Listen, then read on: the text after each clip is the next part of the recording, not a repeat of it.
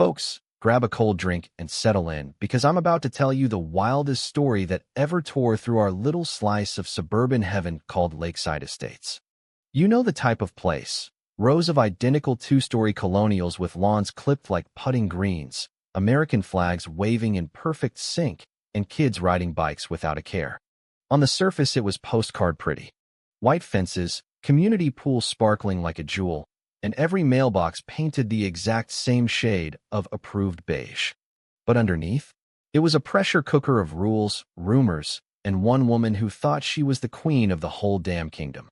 Her name was Linda Hargrove, but everyone just called her Karen behind her back, and to her face when they got brave enough. President of the HOA for 12 brutal years. Perfect blonde helmet hair that never moved in the wind, oversized sunglasses she wore indoors like a shield, and a clipboard she carried like it was the Ten Commandments. Her husband was a ghost who just nodded and paid the bills. Linda lived for control.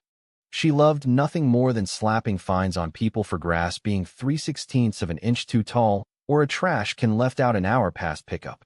First-class living requires first-class compliance, she'd say with that fake smile that made your skin crawl. Captain Daniel Rivers had been living there for 4 years, but most of us barely saw him. He was the quiet type. Early 40s, salt and pepper hair from too many nights in the cockpit, steady blue eyes that had seen turbulence most people only dream about. Commercial pilot for a major airline, 23 years in the left seat. When he was home, he kept the place spotless, waved to everyone, and never complained. After a week-long federal training in D.C., he flew back as a passenger, treated himself to a first-class seat because, hell, the guy deserved it after 70 hours of simulators and lectures. He just wanted to get home, kick off his shoes, and watch the clouds from the ground for once. The trouble started the very next morning. Daniel pulled his SUV into the driveway at 2 a.m. After that red-eye connection, he was exhausted, left the truck right there instead of pulling it into the garage like the covenants demanded. Next day, a bright yellow violation notice was taped to his door like a parking ticket from hell. Overnight visible parking of non-garage vehicles prohibited. Fine, $75. He chuckled, figured it was a newbie mistake. But at 10 a.m., the doorbell rang and there stood Linda in all her glory. "Mr. Rivers," she said, voice dripping with that sugary poison. "In Lakeside Estates we maintain standards. Your vehicle is an eyesore. People like you need to understand that rules exist for a reason." Daniel, still in his airline polo, rubbed his eyes. "Ma'am, I just got in from a long flight. I'll move it right now." She pushed her sunglasses down her nose and glared. "Flight? What? You're a flight attendant. Doesn't matter. First-class neighborhoods don't make exceptions for anyone. You have 48 hours, or the fine's double." She spun on her heel and marched off, clipboard swinging like a weapon. That was strike one. Over the next 2 weeks, the notices kept coming like clockwork. Grass measured at 3.2 inches instead of the sacred 3.0, $50 fine. Mailbox flags slightly crooked, another $75. Recycling bin left out until 8:07 a.m. Instead of 8 o'clock, $100. Daniel paid every single one without a word. Neighbors started noticing.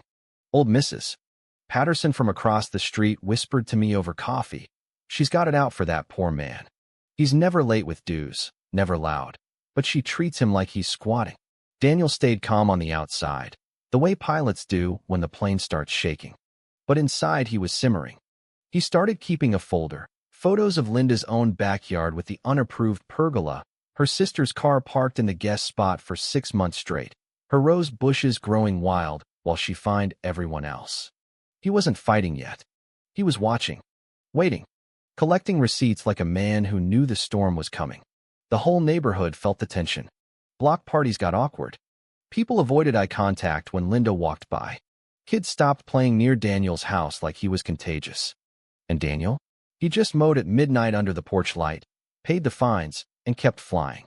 But every time he landed and saw another yellow envelope, that quiet smile got a little tighter. Folks, you could feel it in the air. Something big was about to break. By the third week, the fines had hit $1,200 and Daniel's patience was wearing thin, but still holding. He'd come home from a 4-day trip to find his American flag cited for excessive patriotic display. Linda had personally walked the block with a tape measure. At the monthly HOA meeting, she stood at the podium like a general, voice booming through the community center. We cannot allow certain residents to think they are above the law. First-class living means everyone complies. No exceptions for pilots or anyone else. The way she said pilots made it sound like a dirty word. Daniel sat in the back row, arms crossed, saying nothing. But after the meeting, Mrs. Patterson pulled him aside in the parking lot. She's been telling everyone you're disruptive because you're never home. It's all lies, Daniel. We see you. He just nodded, thanked her, and drove home. That night, he added the meeting minutes to his folder and started recording every phone call with the HOA treasurer. Smart man. He knew paper trails win wars. The satire of it all was almost funny if it wasn't so infuriating. Here was Linda preaching community values, while her own house had Christmas lights still up in July, and her pool fence was 2 inches too short according to the very code she wrote. Yet she fined old Mr. Jenkins $200 for a bird feeder that was 2 shades too bright. The neighborhood Facebook group was blowing up with private messages. She's lost her mind. Someone needs to stop her. But nobody wanted to be next on the list. Daniel kept his cool in public. When Linda cornered him at the mailbox one morning, clipboard in hand, she sneered. You think because you fly planes you're special? In Lakeside Estates, the ground rules apply to everyone equally. Daniel just smiled that calm pilot smile and said, Ma'am, I fly so people like you can visit your grandkids safely. I'll move the truck again if it makes you happy. The sarcasm was subtle, but a couple of neighbors overheard and had to hide their laughs. Linda's face went redder than the stop sign she ignored every day. Inside, though, Daniel was done playing nice. He started driving past her house at night, snapping photos of her violations. He even got a neighbor who worked at City Hall to quietly confirm that Linda had never pulled a permit for her new deck. The evidence pile was growing like a thunderstorm on the horizon. He wasn't angry anymore. He was strategic. Pilots don't panic. They plan the approach. The emotional toll was real. Daniel told me later he started dreading coming home. Every landing that should have felt like relief now came with a knot in his stomach, wondering what fresh hell Linda had cooked up. His kids, when they visited, asked why the lady down the street hated Daddy. The whole block felt the chill. Kids stopped riding bikes past his house. The mailman started delivering with a sympathetic shrug. It was classic HOA tyranny, small, petty, relentless, wearing a good man down one yellow envelope at a time. But Daniel kept collecting. Every fine receipt, every photo, every recorded call. He was the patient hawk circling above the storm, waiting for the exact moment to dive. Little did anyone know that moment was about to arrive 30,000 feet in the air. 2 months into the harassment, Daniel had to fly to another training session in Chicago. He treated himself to first class again, seat 2A, the good life, for 6 blessed hours. The gate agent scanned his boarding pass and smiled. Enjoy the legroom, Captain. He settled in, ordered water, and closed his eyes. Peace at last. Or so he thought. Boarding was almost done when the commotion started. A familiar voice cut through the cabin like a drill. That is my seat. I don't sit in coach. Move him. Daniel opened his eyes, and there she was, Linda Hargrove. Oversized sunglasses, designer purse, clipboard nowhere in sight, but attitude fully loaded. She jabbed a finger at him. I run the HOA board of Lakeside Estates.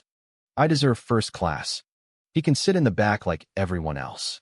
The gate agent, a sharp young woman named Sarah, stepped in fast. Ma'am, his ticket is for 2A.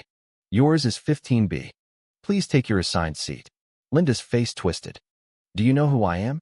People like him should know their place. I'll have your job for this. The terminal went dead quiet. Passengers shifted uncomfortably. A teenager in row 10 whispered, Here we go. Daniel stayed calm, the way only a man who's landed planes in thunderstorms can. He pulled out his wallet and slid his airline ID across the armrest. The gold wings gleamed. Captain Daniel Rivers, 23 years. Not flying this one, but I usually sit up there in that cockpit you see out the window. Sarah's eyes lit up. She spoke loud enough for the whole section to hear. Escort the pilot, please. The words hit like a thunderclap. Linda froze, mouth half open. The crowd murmured, then someone started chuckling. A man in 3B clapped once, then twice. Soon half the plane was applauding. Instant karma, a woman shouted. Someone pulled out a phone and started recording. Linda sputtered, "Pilot? He lives in my neighborhood." Her face went nuclear red. Sarah motioned down the aisle. "Row 15, ma'am. Now, or you don't fly."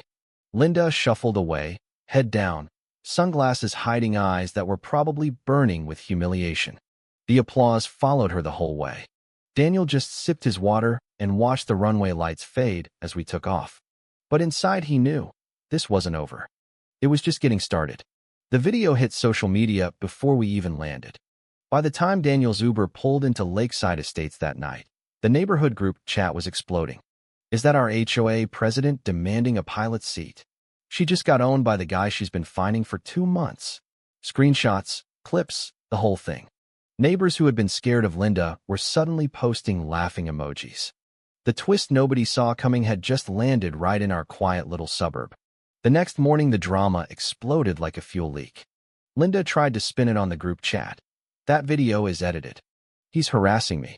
But too many people had seen the original. Mr. Hargrove himself posted, "My wife was out of line." "I'm sorry, Daniel." The board members started getting nervous. Fines against Daniel magically stopped appearing. But Linda wasn't done. She called an emergency HOA meeting for that Friday to address recent events and enforce community standards. Daniel walked in wearing his full captain's uniform, wings shining, hat under his arm.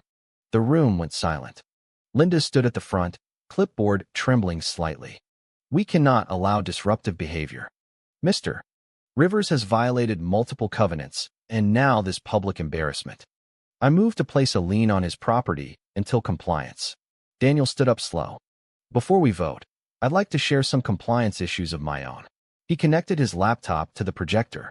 First slide. Photos of Linda's unpermitted deck, her sister's car in the guest spot for 187 days straight, her rose bushes violating the exact height rule she'd fined him for. Gasps rippled through the room. Then he hit play on the phone video from the plane. The entire meeting watched Linda demand his seat, heard the gate agent say, "Escort the pilot," heard the applause. The room erupted. Linda's face drained of color. That's out of context. But the board treasurer, a quiet accountant who'd been terrified of her for years, stood up. "Linda, we've reviewed the books. You've been using HOA funds for personal landscaping. That's embezzlement." Another neighbor pulled out printed emails showing Linda threatening vendors who wouldn't give her kickbacks. The evidence Daniel had quietly gathered for months landed like precision bombs. The meeting turned into a full meltdown. Linda screamed, "You're all against me because I keep standards." Someone yelled back, "Standards you never follow." Applause broke out again, this time for Daniel. The board voted 7-0 to remove Linda as president immediately and refer the financial issues to the county attorney. She sat there, sunglasses finally off, eyes wide with the realization that her little kingdom had just collapsed. Daniel didn't gloat.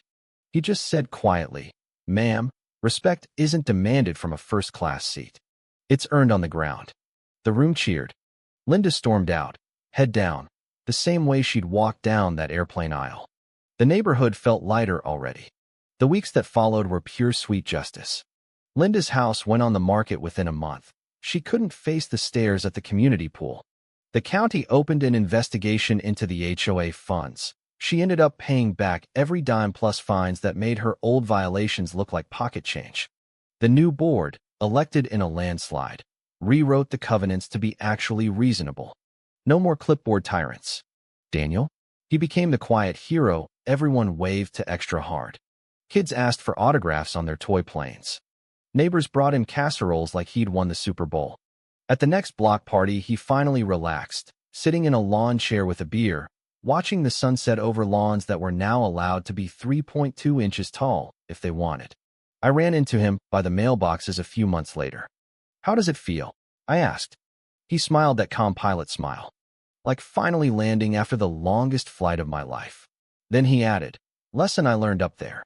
The loudest voices demanding special treatment are usually the ones who never earned it. Respect the rules, respect the people who keep the world moving. Or one day the whole plane, or the whole neighborhood, will turn on you." Linda tried one last power move. She left a scathing one-star review on the community Facebook calling us all sheep. Nobody cared. The comments were filled with laughing emojis and clips of the plane video. She deleted it within an hour. Folks, that's the story of how one entitled HOA Karen tried to own the wrong pilot and ended up losing her entire empire. Lakeside Estates is peaceful again. Lawns are still green, flags still wave, but now nobody's scared of the clipboard. And every time a plane flies overhead, we all look up and smile a little bigger. Because we know the guy in the cockpit up there might just be the same man who brought justice back down to earth. The end. And yeah, the ha-he feeling when she finally got what she deserved?